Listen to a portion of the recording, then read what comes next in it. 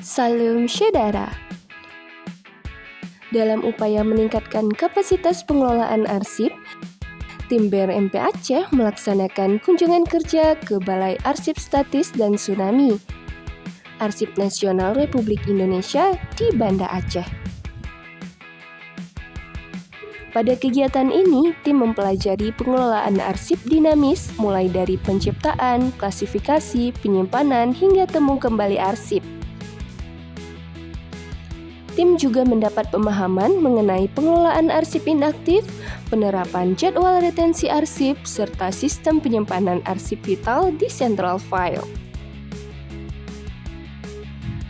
Selain itu, rombongan juga meninjau proses penyortiran dan penilaian arsip sebagai bagian dari penentuan arsip statis maupun penyusutan arsip sesuai ketentuan.